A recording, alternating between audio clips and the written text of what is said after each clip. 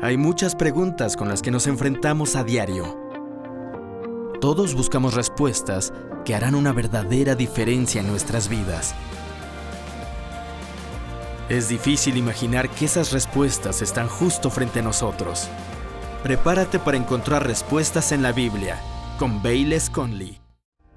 Hola amigo, escucha, el programa de hoy y el de la próxima semana no pudimos compactarlo en uno de media hora, así que quiero animarte desde el principio.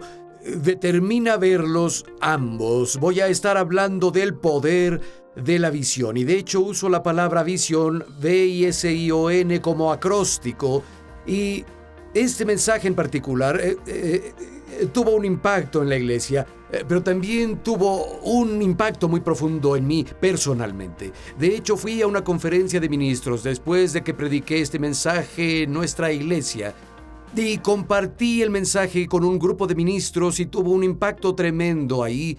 Y no es porque yo hago estos sermones brillantes, sino que siento que fue la palabra de Dios, algo que puede ayudar a tu iglesia, ayudarte en tu vida individual, ayudarte a caminar con Dios. Así que vamos a estar hablando sobre el poder de la visión. Y un detalle que te pondrá a pensar. Sabes, la Biblia dice, donde no hay visión, el pueblo perece. Eso podría traducirse a donde no hay visión, las personas se desenfrenan. O donde no hay visión, las personas están sueltas. Amigo, la visión ata un arnés al potencial en las personas. Si tienes una Biblia, tómala. Vamos a entrar a la palabra y buscar el poder de la visión. Quédense al final del programa para recibir palabras de inspiración del pastor Bayless. Bien, oremos. Padre, gracias por el privilegio de reunirnos aquí con familia y reconocemos la presencia del Espíritu Santo. Creemos, Espíritu Santo, que tú trabajas a nuestro favor, incluso ahora. Te agradecemos porque como hemos puesto tu reino primero, que todas las cosas por las que solemos estresarnos y estar pensando, tú haces que se nos añadan, tú te encargas de estas cosas que nos preocupan. Padre, te agradecemos que mientras estamos aquí en tu casa dándole el primer lugar a tu palabra, tú estás trabajando a nuestro favor en los asuntos que nos preocupan en nuestras vidas. Jesús, hoy oramos que tú seas glorificado, que tu nombre sea levantado en alto. Amén. Nuestro tema de hoy es visión y quiero hablarles por unos minutos sobre el poder de la visión. Quiero comenzar con un verso muy conocido de esta versión de la Biblia, es Proverbios 29:18. Dice, donde no hay visión, el pueblo perece, pero el que guarda la ley es feliz. Donde no hay visión, el pueblo perece. Ahora, la visión es la revelación de Dios que nos da tanto guía como enfoque. Y hay un par de cosas que podemos decir de inmediato aquí. Número uno, si es de Dios, si la visión es de Dios, tendrá algo que ver con rescatar a los que perecen. Porque donde no hay visión, donde no hay revelación de Dios, el pueblo perece. Pero donde hay visión de Dios, donde hay revelación e inspiración de Dios, siempre de una forma o de otra, se traduce de alguna manera a rescatar a los que perecen. La segunda cosa que sabemos de inmediato es que una visión o una revelación de Dios siempre viene de su palabra o está en la línea con su palabra. No podemos descartar la segunda mitad de este verso. Dice, pero el que guarda la ley, el que guarda la palabra es feliz. La visión necesita venir de la palabra de Dios y estar alineada con la palabra de Dios. Otras traducciones dirán que donde no hay visión, donde no hay guía o revelación de Dios, que las personas no tienen restricciones o se desenfrenan o hacen líos. Verán, Dios usa la visión para llevar claridad, unidad y para asegurar nuestro potencial como un aliado y una familia no dividida. Usaré la palabra visión como un acróstico. Solo quiero compartirles unos pensamientos. Hoy voy a compartirles algunos elementos que se involucran y se producen al tener una visión o dirección de Dios y al ver el poder de la visión. Quiero acentuar algunas cosas que se relacionan a nosotros específicamente como familia de la iglesia, al igual que otros que deben ayudarte en tu jornada de fe individual. Comenzaré. La primera letra de la palabra visión es la V. La usamos para valor. Les repito, valor. Verán, su visión revela lo que valoran como significativo e importante. Y hay muchas cosas. Cuando pienso en la iglesia de Cottonwood, se me ocurrió una lista muy larga en poco tiempo de cosas que valoramos y son importantes y significativas para nosotros. Pensé en adoración, pensé en comunidad, pensé en oración. Todas estarían en la cima y podría seguir y seguir, pero por el tiempo solo les voy a dar tres. Tres grandes cosas que son absolutamente esenciales aquí en la iglesia de Cottonwood. Tres cosas que nos definen, tres cosas que nos dirigen en la mayoría de las decisiones que tomamos como iglesia. Y son las almas, y la palabra de Dios, y las generaciones. Esas tres cosas son absolutamente monumentales en esta casa. Alcanzar a las almas perdidas, la palabra de Dios, y las generaciones. Les hablaré brevemente por un momento de cada una. Almas, alcanzar a los perdidos. El último mandamiento de Cristo debería ser nuestra prioridad. Él dijo, vayan a todo el mundo a predicar el evangelio a toda criatura.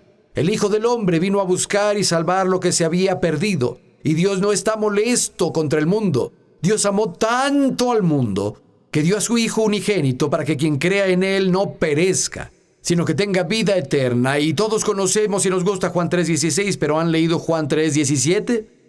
Dice, porque Dios no envió a su Hijo al mundo para condenar al mundo, sino para que el mundo a través de Él fuera salvado. Jesús dijo, levanten los ojos y vean los campos que ya están listos para la cosecha. Están listos. Oswald Chambers dijo, la iglesia que no evangeliza se fosilizará. Estoy de acuerdo de todo corazón. Saben, Pablo le escribió a Timoteo, un joven pastor, y le dijo, haz la obra de un evangelista. Y de acuerdo a Kenneth Wuest, quien es fue uno de los más grandes eruditos griegos, dijo que literalmente significa, deja que tu obra pastoral sea evangelista en naturaleza. Deja que tu obra pastoral sea evangelista en carácter. Escuchen, la iglesia de Cottonwood dice sin tapujos que lleva las buenas noticias de Jesucristo a un mundo perdido y moribundo. Si nos cortas, sangramos almas. Es lo más importante para nosotros. Y en segunda, en esta lista de cosas muy importantes, es la palabra de Dios. Verán, una vez que atrapas el pez, necesitas limpiarlo. Y lo que lo hace es la palabra de Dios. Jesús dijo en Juan 15:3, ustedes ya están limpios por la palabra que les he comunicado. Es el camino al discipulado. Jesús dijo en Juan 8:31, si permanecen en mí y mi palabra en ustedes, serán verdaderamente mis discípulos. Manténganse en mi palabra, vivan en mi palabra, permanezcan en mi palabra y serán mis discípulos. Es el camino a la libertad. El siguiente verso Jesús dijo, y conocerán la verdad, y la verdad los hará libres. Es la clave a una oración respondida. En Juan 15:7 Jesús dijo, si permanecen en mí, mis palabras permanecen en ustedes, pidan lo que quieran y se les concederá. Es el camino a la sanidad. El Salmo 107:20 envió su palabra para sanarlos y los rescató del sepulcro. Nos edifica y nos bendice. Hechos 20:32. Ahora los encomiendo a Dios y al mensaje de su gracia, que tiene poder para edificarlos y darles herencia entre todos los santificados. Y lo más importante es que revela a Jesús a nosotros, porque Él es el Verbo hecho carne. Necesitamos recordar, amigo, que este libro, su palabra, es sobrenatural. Jesús dijo, las palabras que les hablo son espíritu y son vida. Y en el libro de Santiago se llama la ley perfecta de libertad y está unida a un espejo que si continuamos viéndolo nos libera, nos trae libertad La misma analogía que se usa en 2 de Corintios 3:18, que al mirar este espejo sobrenatural, literalmente nos transforma a la imagen que vemos. Todo lo que mencionamos que hace la palabra, al pasar tiempo meditando y reflexionando en la palabra, el Espíritu Santo lo usa para traernos transformación, obrar en un área de sanidad, traernos paz, equipararnos, darnos iluminación en un lugar oscuro. Amigo, este libro es sobrenatural. Y es una gran prioridad para nosotros. Y luego, generaciones. Saben, no somos una iglesia joven y no somos una iglesia de viejos. Trabajamos muy conscientemente en ser una iglesia multigeneracional. ¿Entienden? No solo una iglesia que tiene un programa de jóvenes aquí. Saben, es Abraham dando recursos a Isaac, Isaac liberando a Jacob y Jacob reverenciando a Abraham. El plan de Dios siempre es tener 3 generaciones trabajando juntas. He compartido esto antes. ¿Saben por qué Dios eligió a Abraham? ¿Saben? Para ser el padre del pueblo elegido, para ser uno a través de cuyo linaje el Salvador del mundo vendría. ¿Por qué no eligió a alguien de las islas del Pacífico? ¿Por qué no a un africano? ¿Por qué no a un europeo? ¿Por qué no eligió a un nativo americano? ¿Por qué no eligió a un asiático? ¿Por qué eligió a este hombre del Medio Oriente, de Ur de los Caldeos? ¿Por qué eligió a Abraham? Dios solo da una razón en todas las Escrituras. En Génesis 18, Dios dijo, porque lo conozco. Literalmente lo he elegido, lo he señalado, porque Él mandará a su casa después de Él que sigan los caminos del Señor. La única razón en todas las Escrituras que Dios da para haber elegido a Abraham fue porque Abraham tenía una mente generacional. Amigo, es importante. ¿Sabes? Cuando Pedro predicó el día del Pentecostés, citó la profecía de Joel y dijo, en los últimos días, dijo Dios, derramaré mi espíritu sobre toda carne. Tus hijos e hijas profetizarán, los jóvenes tendrán visiones, los ancianos tendrán sueños. 3 generaciones simultáneamente recibiendo el derramamiento del Espíritu Santo. 3 generaciones juntas siendo llenadas por el poder del Espíritu Santo, y todo se resume a esto: quien invoque el nombre del Señor será salvado. Quita cualquiera de esas generaciones de la ecuación y perdemos nuestra efectividad para Dios. Nunca cumpliremos lo que Dios quiere que hagamos. Así que, amigo, somos una iglesia generacional. Es muy importante para nosotros. Es lo que valoramos. Y la segunda letra en la palabra visión es I. La usamos para inversión. Jesús dijo, ¿dónde está tu tesoro? Ahí estará tu corazón. Lucas 12:34, en lo que valoramos, invertimos. La visión traerá una inversión de nuestro tiempo, nuestro tesoro y nuestros talentos. Saben, Janet y yo tenemos un par de lugares a donde nos gusta comer y, de hecho, en ambas de estas locaciones hay lo que pensé que era a primera vista unas lindas boutiques, y ya con estos cafés italianos, y se ven como una combinación de café europeo y boutique que vende cosas muy lindas. Y estaba tan sorprendido cuando me acerqué más un día. Y no es un café, no era una boutique, es un lugar que vendía alimento para perros. E incluso tienen estas cosas refrigeradas con todos estos postres para perros. Y son tan costosos, casi como un postre elegante en un restaurante.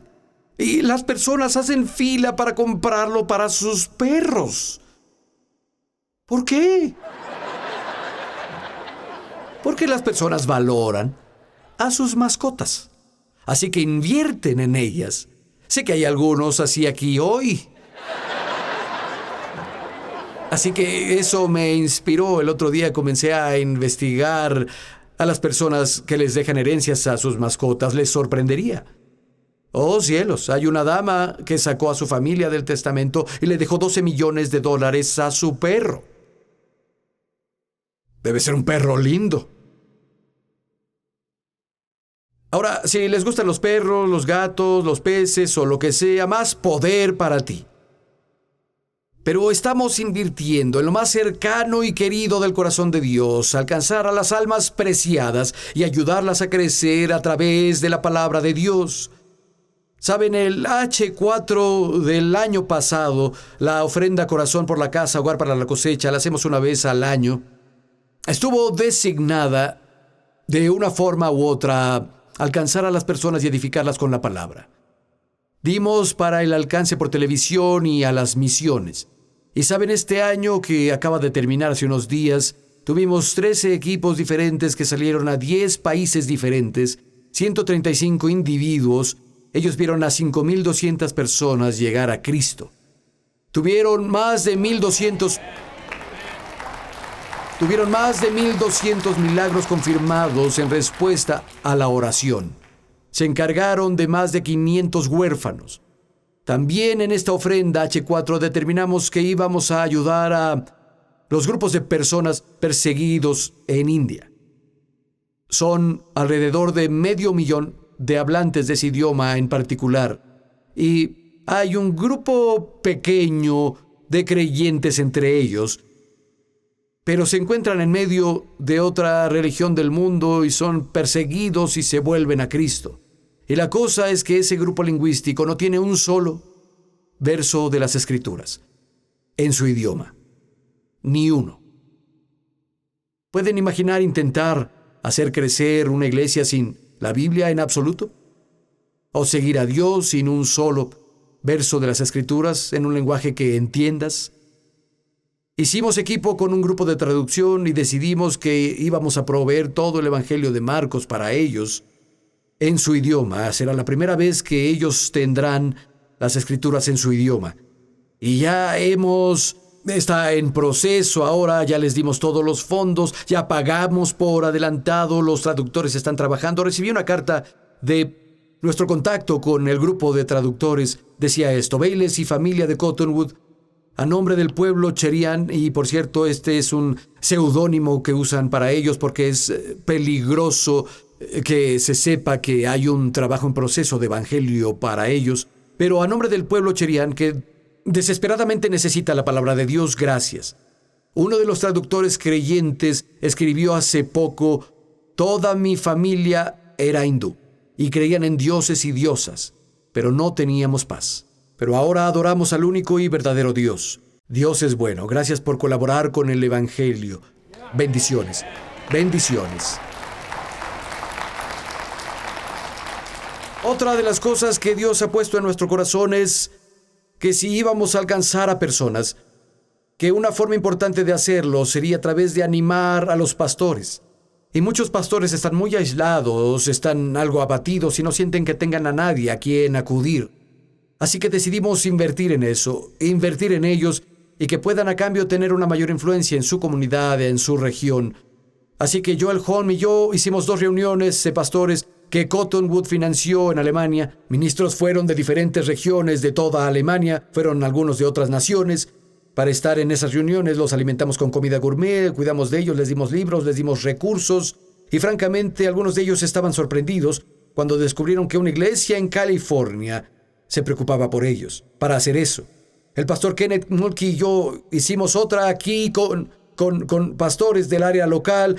Les dimos comida gourmet, les dimos recursos y derramamos sobre ellos y los animamos e hicimos contacto con ellos. Es porque es algo que nosotros valoramos, lo que valoramos, en ello invertimos. En tercera, la tercera letra S es de solo un idioma. La visión nos da un lenguaje común. Vayan conmigo a 1 Corintios capítulo 1, por favor. La visión ayuda a darnos un lenguaje común. 1 Corintios capítulo 1 y verso 10.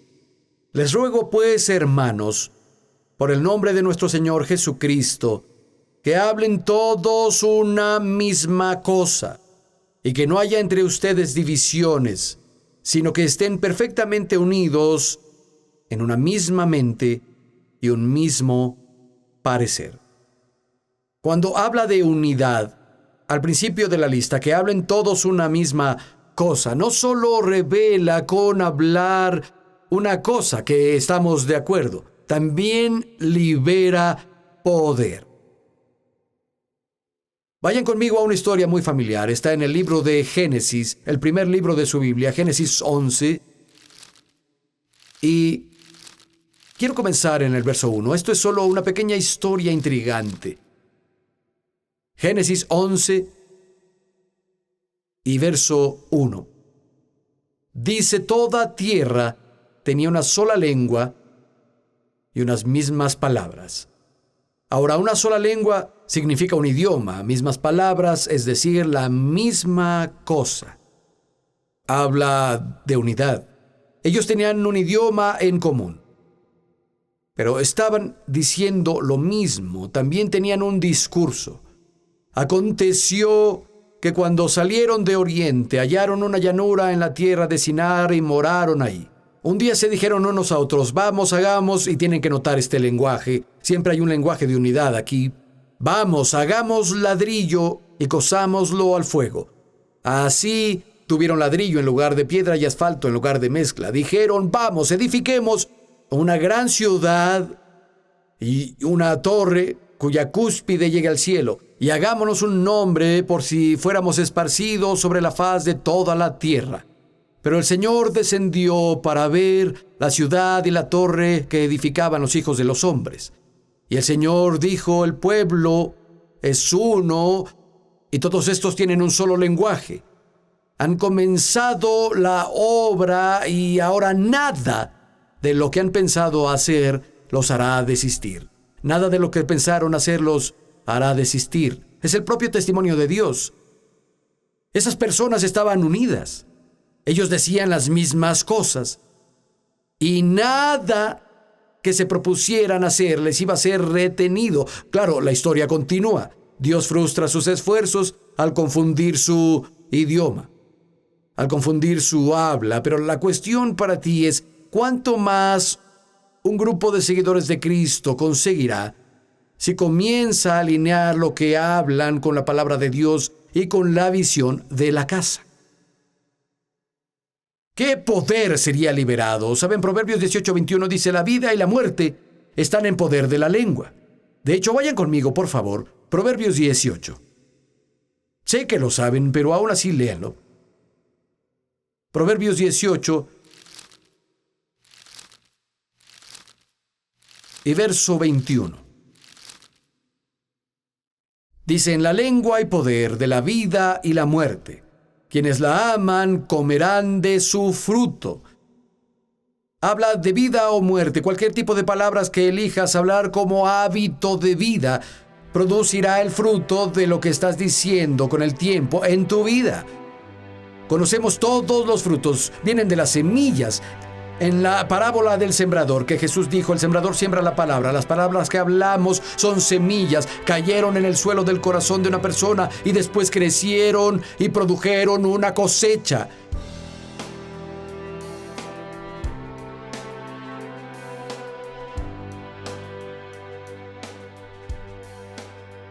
De nuevo, no terminé todo el sermón en este programa en particular. Tendrás que acompañarnos la próxima semana para continuar hablando a través de nuestro acróstico de visión. Y claro, terminamos con el poder de lo que hablamos. Eso revela dónde estamos, libera el poder, la vida y la muerte están en el poder de la lengua. Si lo piensas, amigo, cambiamos nuestro destino eterno a través de las cosas que decimos. Y confieso a Jesucristo como Señor y creo esas palabras en mi corazón. Cuando mi corazón y mis labios se juntan, se libera un poder. Tal poder es liberado que literalmente me transforma en una nueva creación en Cristo y cambia mi destino eterno al cielo, mientras que antes iba al infierno.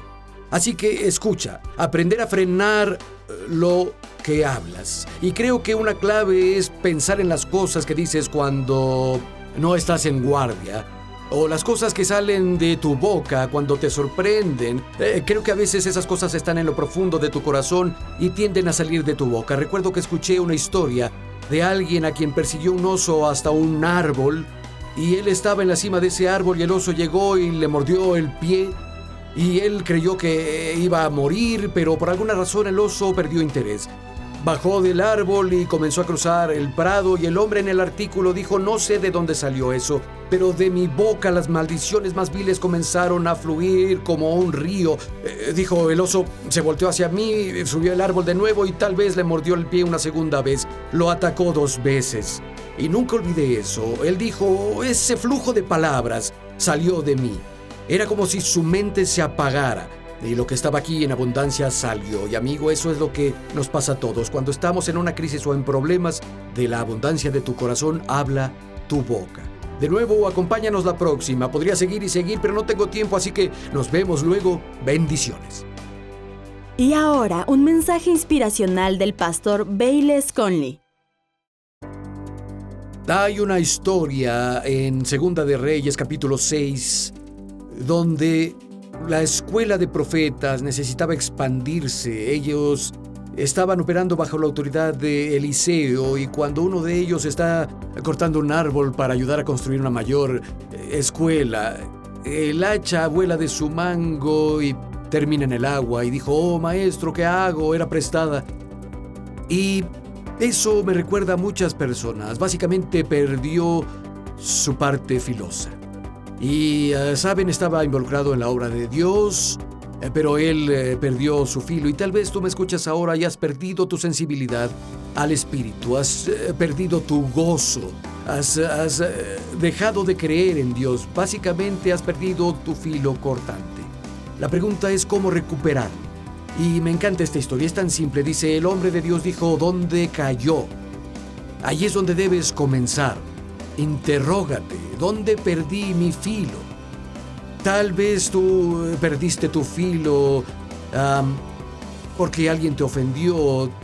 Tal vez solo comenzaste a pasar tiempo con gente equivocada y tú tropezaste en algunas cosas que no son saludables para ti espiritualmente. Y luego la historia sigue de que el hombre de Dios cortó una vara y la lanzó al agua. Y el hierro comenzó a flotar. El hierro del hacha salió del lodo y comenzó a nadar en las aguas. Y, ¿sabes? Para nosotros esa vara representa el Calvario. Y si tú has perdido tu filo, no culpes a nadie más. Toma responsabilidad personal por ello. Aplica el Calvario y la sangre de Cristo que se derramó ahí. Arrepiéntete y Él te limpiará de todo pecado. Si te arrepientes, di: Dios, quiero mi filo de nuevo. Él te llevará hasta el punto donde lo alcanzarás y lo tomarás, pero tienes que alcanzarlo por fe y decir: Dios, me estoy poniendo en orden contigo. Voy a renovar mi relación contigo de nuevo. Quiero animarte. Alcánzalo y tómalo. Retoma tu filo y comienza a ir hacia adelante en las cosas de Dios de nuevo.